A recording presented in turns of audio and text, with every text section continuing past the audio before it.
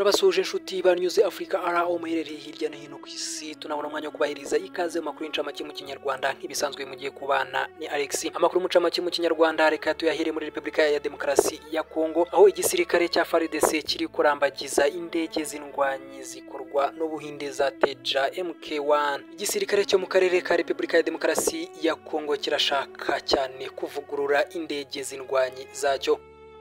Muri Nigeria impanuka idasanzwe yahitanye abarenga 150. Mu gihugu cya Nigeria bazindutse bashyingura imibiri y'abantu barenga 150 baburiye ubuzima bwabo mu iturika ry'imodoka yari itwaye ibikomoka kuri peteroli ubwo bari bagiye kuyivoma.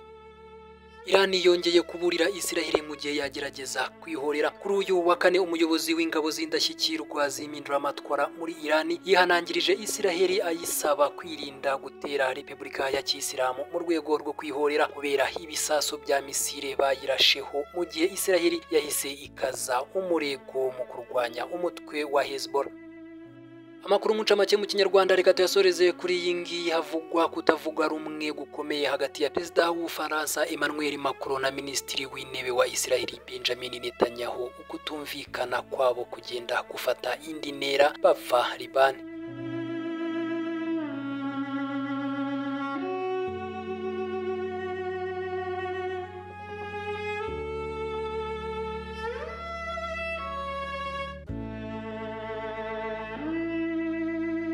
Ikaze ku makuru arambuye. Amakuru arambuye reka tuyahere muri Repubulika ya Demokarasi ya Kongo. FARDC iri kurambagiza indege z'indwanyi zikorwa n'Ubuhinde Teja MK1. Igisirikare cyo mu kirere cya Repubulika ya Demokarasi ya Kongo kirashaka kuvugurura indege zacyo, kandi Ubuhinde nibwo butezwe amaso mu gushaka indege za gisirikare ziteye imbere. Muri Kanama intumwa za gisirikare cya Repubulika ya Demokarasi ya Kongo zagiriye uruzinduko muri New Delhi kugira ngo baganire ku bijyanye no kubona indege z'indwanyi za Teja MK1 zishobora gukora ibintu bitandukanye. Uru ruzinduko rugaragaza intambwe ikomeye mu bikorwa bya Repubulika ya Demokarasi ya Kongo byo gusimbuza indege zishaje zakorewe mu Burusiya zirimo Sukhoi Su-25 na Forget-Foot. Umugaba w'ingabo zirwanira mu kirere za Repubulika ya Demokarasi ya Kongo hamwe n'abandi bashinzwe umutekano bagiranye ibiganiro byinshi n'abahagarariye Hindustan barimo enjeniyeri w'indege uzwi cyane nka Kota Narayana. Ibiganiro byibanze ku mikorere ya Teja MK1 n'ubushobozi bwayo bwo kuba yasimbura iby'igihe kirekire indege za Sukhoi zisanzwe zikoreshwa na FARDC. Kugeza ubu FARDC ikoresha indege zitandukanye zirimo Sukhoi 25, Miji 23 na kajugujugu za Mai Mai 24. Gukoresha Teja MK1 byerekana kuzamura cyane ubushobozi, kuzana ikoranabuhanga rigezweho no kongera ubushobozi bw'imirwanire. Izi mpinduka zifatwa nk'ingirakamaro kuri Repubulika ya Demokarasi ya Kongo kugira ngo ikomeze kugira igisirikare cyo mu kirere gikomeye kandi kigezweho cyabasha guhangana n'ibibazo by'umutekano by'iki gihe, nk'uko inkuru dukesha urubuga rwa Military Africa rubivuga. Ubuhinde bwashyize ingufu mu kwagura ibikorwa byabwo mu bucuruzi bw'intwaro ku isi bugamije guhangana n'abandi bakomeye mu Burusiya n'Ubushinwa. Mu kwibanda ku isoko rya Afurika, Ubuhinde bwizeye gutanga ibisubizo by'ingirakamaro kandi byizewe ku bwirinzi ku bihugu bishobora kubona ibikoresho byakorewe mu burengerazuba bihenze cyane. Teja MK yatejwe imbere kandi ikorerwa mu gihugu imbere. N'urugero rwiza rw'ubushobozi bw'Ubuhinde bwo gukora ibikoresho bya gisirikare bikomeye kandi bihendutse. Indege za Teja MK1 ziri mu ndege ziteye imbere zifite ubushobozi bwo gukora ibintu bitandukanye kandi zihendutse. Ku gisirikare nyafurika nka FARDC n'amahitamo meza. Ubuhinde bwiyemeje gutanga kubungabunga indege mu rwego rwo kurushaho kongera ubwizerwe no kwerekana ko ibikoresho by'ubwirinzi bwabyo bidahenze, gushimangira amasano no kuboneka ku isoko.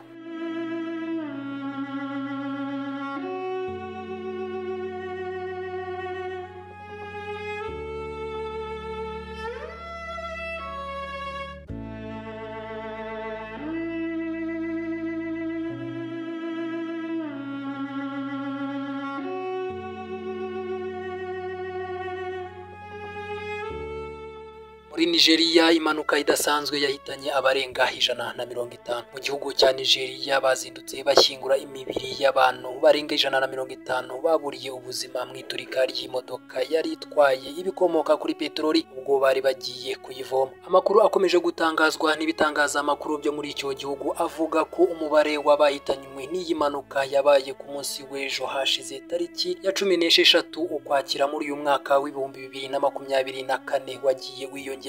Ni mu gihe bimwe muri ibyo bitangazamakuru byavuze ko abapfuye bagera ku 150, mu gihe BBC yo ivuga ko abapfuye bashyika mu 153. Impanuka yabereye mu mujyi wa Jia muri leta ya Jigwa mu gihugu cya Nigeria ubwo ikamyo yari itwaye lisansi yaturitse. Ni mu gihe abaturage bo muri ako gace bageragezaga kuvoma lisansi yavaga muri iyo kamyo. Ubwo bageragezaga kuvoma iyo lisansi nibwo ikamyo yaturikaga. Abaturage barahiye barakongoka ku buryo imibiri ya benshi mu bahitanywe n'iyi mpanuka batabashije kumenyekana. Gusa amakuru avuga ko mwene izi mpanuka ko zikunda kubaho muri Nigeria kubera ubuke bw'amashanyarazi atuma ubwikorezi bwa gari ya moshi budakora neza, bituma ubucuruzi burimo na lisansi byambutswa binyujijwe mu mihanda. Ikindi kandi ngo nuko imodoka zikunze gukora izi mpanuka ngo ziba zikorera mu nganda, ubundi abaturage bakerekeza bagiye kuvoma ibikomoka kuri peteroli, rimwe na rimwe bigaturika bigahitana ubuzima bwa benshi. Ubundi nuko impanuka nk'iyi muri Kenya yaherukaga kuba mu kwezi kwa 9 aho yahitanye abantu barenga 48. Polisi yo muri iki gihugu yahise itangaza ko igiye gukaza umutekano n'amategeko yo mu muhanda mu rwego rwo kugabanya impanuka z'amakamyo zikomeje guhitana ubuzima bwa benshi.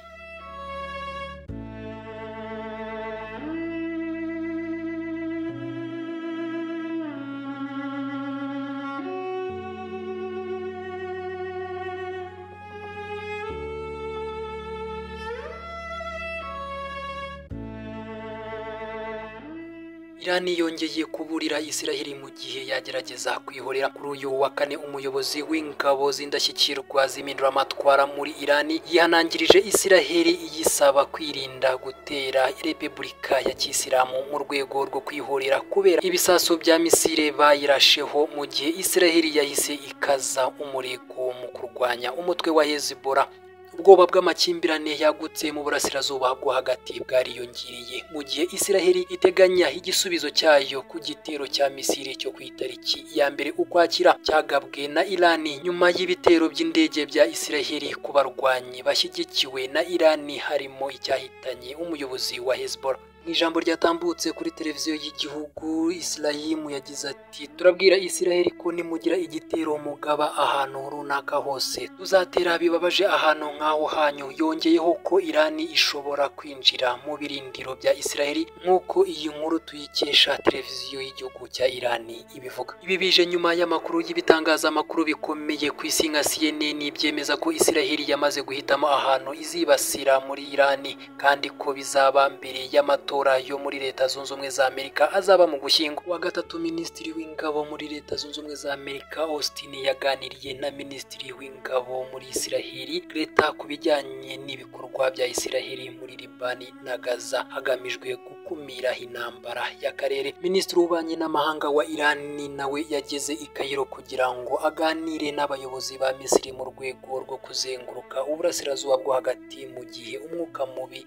ukomeje kwiyongera. Umuryango w'ubumwe bw'ibihugu by'i Burayi wagiranye inama ya mbere n'ibihugu byo mu Kigobe maze usohora itangazo risaba gutuza. Turashimangira akamaro ko kugirana ibiganiro mu buryo bwa diplomasi na Irani kugira ngo habeho koroshya umwuka mubi mu karere. Uruhande rwa Isiraheli nta kimenyetso cyerekana ko yoroshya ibikorwa byayo bya gisirikare byo kurwanya Hezbollah muri Libani nyuma yo kwica abayobozi bayo benshi na Hamas muri Gaza, kandi yijeje kwihorera kuri Irani kubera igitero cyayo cya za misile cyo ku itariki ya 1 Ukwakira. Equator igerageza gutegura ibiganiro bigamije guhagarika imirwano muri Gaza. Yavuze ko mu byumweru 3 cyangwa 4 bishize nta mishyikirano yigeze ibaho. Kuri uyu wa kane kandi ibitero by'indege bya Isiraheli byahitanye abanyapalestina 11 mu mujyi wa Gaza, mu gihe ingabo za Isiraheli zohereje ibifaru muri Jabari mu majyaruguru, aho abanyapalestina n'abakozi b'umuryango w'abibumbye w'abibumbye bagaragaje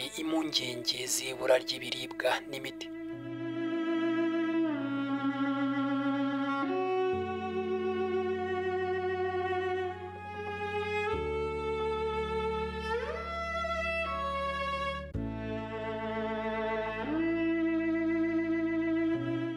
Amakuru yacu reka tuyasoreze kuri ingi ya Isiraheli. Haravuga ukutavuga rumwe gukomeye hagati ya Perezida Macron na Netanyahu wa Isiraheli. Perezida w'Ubufaransa Emmanuel Macron na Minisitiri w'Intebe Benjamin Netanyahu wa Isiraheli ukutumvikana kwabo kugenda gufata indi ntera bapfa Libani. Kuva ku itariki 23 z'uku kwezi gushize kwa 9 muri uyu mwaka w'ibihumbi 2024 ingabo za Isiraheli zatangije ibitero muri Libani ku birindiro by'umutwe wa Hezbollah byaje no kugwamo umuyobozi w'uyu mutwe Hassan. Ikindi kandi ibi bitero bya Isiraheli byaje kwaguka ndetse ingabo zayo zinjira muri Libani aho zikomeje imirwano n'abarwanyi b'umutwe wa Hezbollah. Ibi bitero hari abo bitaguye neza barimo na Perezida Emmanuel Macron w'Ubufaransa, igihugu gifitanye umutekano na Libani. Byaje kuba bibi ubwo Minisitiri w'Intebe wa Isiraheli Benjamin Netanyahu yasabaga umuryango w'abibumbye UN gukura ingabo zawo muri Libani. Netanyahu yashinjije izi ngabo za UN guha abarwanyi ba Hezbollah ubuhungiro. Ibi Perezida Emmanuel Macron akabyumva yikomye mu nkokora Netanyahu wa Isiraheli. Ubufaransa nibwo bufite ingabo nyinshi muri izo ngabo z'umuryango w'abibumbye. Mu nama y'abaminisitiri yabaye ku itariki ya 15 ukwakira muri uyu mwaka w'ibihumbi 2024, Perezida w'Ubufaransa Emmanuel Macron yabwiye Netanyahu ko igihugu ayoboye cyashinzwe n'icyemezo cya UN. Yagize ati, Bwana Netanyahu, ntugomba kwibagirwa ko igihugu cyawe cyaremwe n'umwanzuro wa UN mu mwaka w'1947 ubwo inteko rusange y'umuryango w'abibumbye yatoraga icyemezo cyo kugabanya abanyapalestina ibice bibiri hakavamo ubutaka bw'abayahudi n'ubw'abarabu. Amagambo yarakaje Minisitiri w'Intebe wa Israel Benjamin Netanyahu byatumye asubiza Macron ko Israel yabayeho kubera intambara yo kwihorera. Yagize ati, ndibutsa Perezida w'Ubufaransa ko umwanzuro wa UN atari wo washinze leta ya Israel, yashinzwe n'intsinzi y'intambara y'ubwigenge yarwanywe n'indwanyi z'amaraso y'ubutsinzi. Emmanuel Macron na Benjamin Netanyahu muri ibi bihe ntibari guhuza ku ntambara za Israel, ni mu gihe uyu mutegetsi w'Ubufaransa aherutse kumvikana avuga ko Israel